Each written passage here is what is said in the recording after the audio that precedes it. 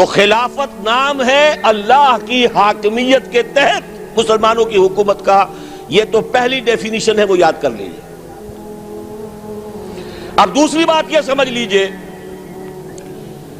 کہ ایک زمانے میں حکومت بڑی سادہ ہوتی تھی، کوئی لمبے چوڑے ادارے نہیں ہوتے تھے.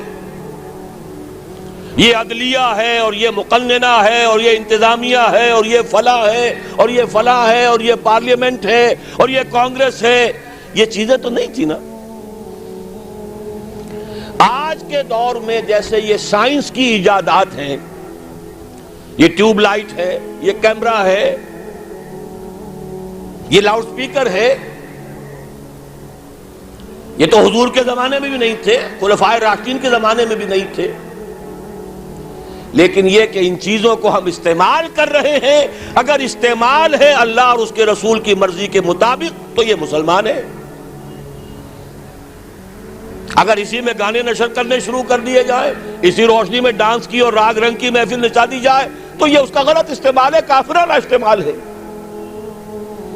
اسی طریقے سے سمجھ لیجئے حکومت اور ریاست کے جو ادارے وجود میں آ چکے ہیں، ان اداروں میں سے جو شے اسلام کے خلاف نہ ہو وہ لے کر صرف 3 چیزیں شامل کر دی جائیں تو خلافت بن جائے گی.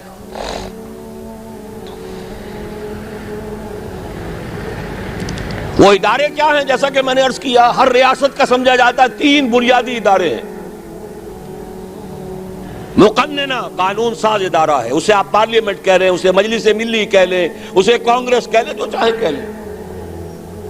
سنگل ہاؤس ہو، ڈبل ہاؤس ہو، لوور ہاؤس، اپر ہاؤس، ایک ہی ہو، یہ ساری چیزیں شریعت ان سے بحث نہیں کرتی. اپنے حالات دیکھیے، جس طرح چاہیں کیجئے. پارلیمنٹری ہو، پریزیڈنشل ہو، شریعت نے کسی کو پابند نہیں کیا. اپنے حالات دیکھو، جس طرح چاہو اختیار کر لو. یونیٹری ہو، فیڈرل ہو، کانفیڈرل ہو. کنفیڈریشن کا نعرہ بھی تو اب دوبارہ لگ گیا ہے نا، ممتاز بھٹو صاحب نے لگا دیا ہے.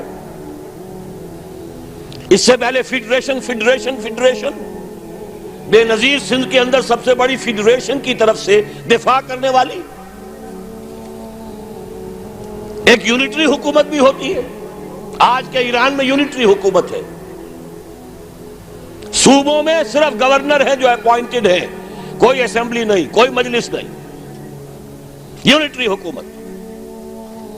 پارلیمنٹ صرف ایک ہے پورے ایران کی. ہاں ان کے ہاں البتہ 2 ہیں، ایک منتخب لوگ ہو کر آتے ہیں عوام سے اور ایک ہے ان کے علماء کی باڈی. لیکن یہ صرف سب کچھ مرکز میں ہے، باہر کچھ نہیں. تو میری باتیں نوٹ کر لیجئے. 3 بنیادی ادارے، مقننہ،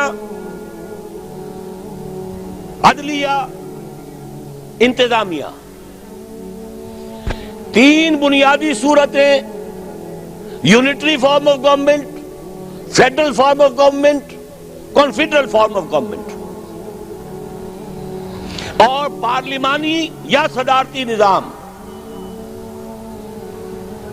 ان تمام چیزوں کو شریعت نے کہا ہے کہ مباح ہے، جدھر سے چاہو استعمال کرو.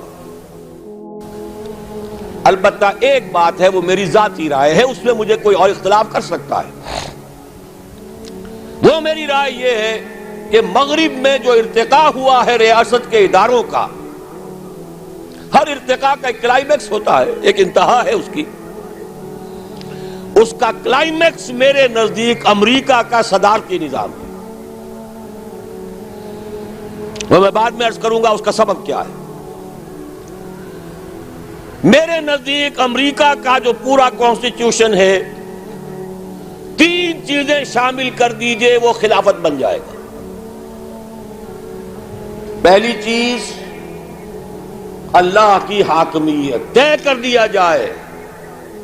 چاہے دستور کی پہلی دفعہ یہی ہو کہ اس ملک کا نام یونائٹڈ اسٹیٹس آف امریکہ ہے، یا ہم کہیں اس ملک کا نام پاکستان ہے، وغیرہ وغیرہ.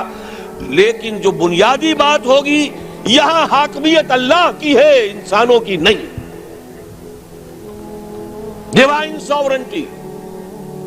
سروری زیبا فقط اس ذات بے ہمتا کو ہے، حکمراں ہے ایک وہی، باقی بتان آزری۔ الحمدللہ پاکستان میں یہ چیز پہلے سے طے ہو چکی۔ مولانا مودودی مطالبہ لے کر کھڑے ہوئے، مولانا شبیر احمد عثمانی نے ان کا ساتھ دیا، اور خان لیاقت علی خان کے ہاتھوں قرارداد مقاصد پاس ہو گئی 12 مارچ 1949 کو۔ حاکمیت اللہ کی پہلی شرط پوری ہو گئی،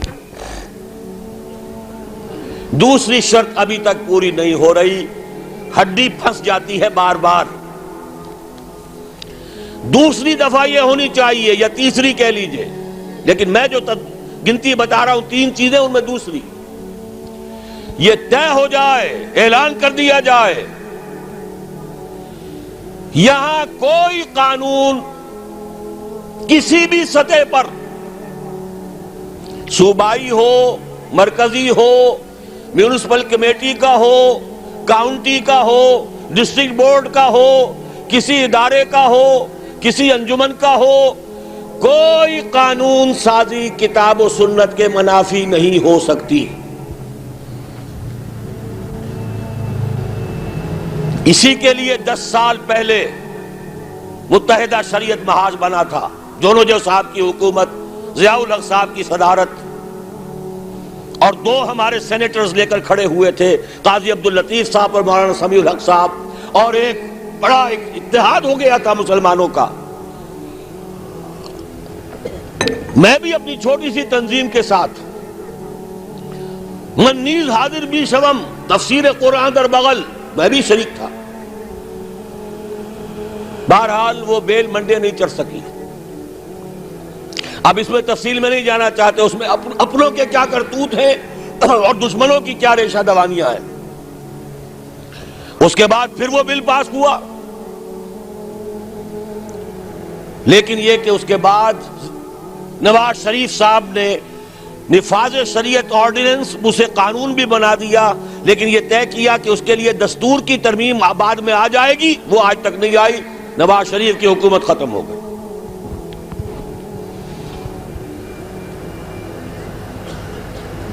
دوسری شرط، کسی بھی سطح پر کوئی قانون سازی کتاب و سنت کے منافی نہیں ہو سکتی۔ تیسری شرط، مخلوط قومیت کی نفی۔ اس ریاست کا مکمل شہری صرف مسلمان ہے۔ میں نے ڈیفینیشن میں کہا تھا، اللہ کی حاکمیت کے تحت مسلمانوں کی حکومت۔ جو اللہ کو نہیں مانتا، رسول کو نہیں مانتا، ان کے جان اور مال اور عزت کی حفاظت کی جائے گی۔ انہیں مذہبی آزادی حاصل ہے، مندر ہو، چرچ ہو، سینیگاگ ہو، جاؤ جس کو چاہو پوجو۔ پرسنل لا اپنا جو چاہو اس کے مطابق شادیاں کرو، تمہاری وراثت بھی اسی کے مطابق ہو جائے۔ اپنی اولاد کو، اپنی آئندہ نسل کو اپنا مذہب سکھاؤ، پڑھاؤ، لیکن 2 چیزوں میں تم شریک نہیں ہو سکتے۔ نمبر 1، قانون ساز ادارے کے رکن نہیں بن سکتے، اس لیے کہ قانون سازی کا منبع قرآن و سنت ہے، تم نہ قرآن کو مانتے ہو نہ سنت کو مانتے ہو۔ نمبر 2، اعلیٰ ترین سطح پر جہاں پالیسی کے فیصلے ہونے ہو وہاں کوئی غیر مسلم شریک نہیں ہو سکتا۔ چھوٹی ملازمتوں میں ہو، پروفیشنز میں ہو، کاروبار کرو، ملازمت کرو، فوج میں آؤ، سب کچھ کرو، ڈاکٹرز ہو، انجینئرز ہو، کام کرو، لیکن جو policy, highest level of policy making, وہاں غیر مسلم شریک نہیں ہوگا۔ کیوں؟ بڑی منطقی سی بات ہے۔ جیسے میں نے کہا، جب قانون سازی کا منبع قرآن و سنت، جو قرآن کو مانے نہ سنت کو، وہ کیسے قانون ساز ادارے میں شامل ہو جائے؟ کوئی عقل کی بات تو کرنی چاہیے۔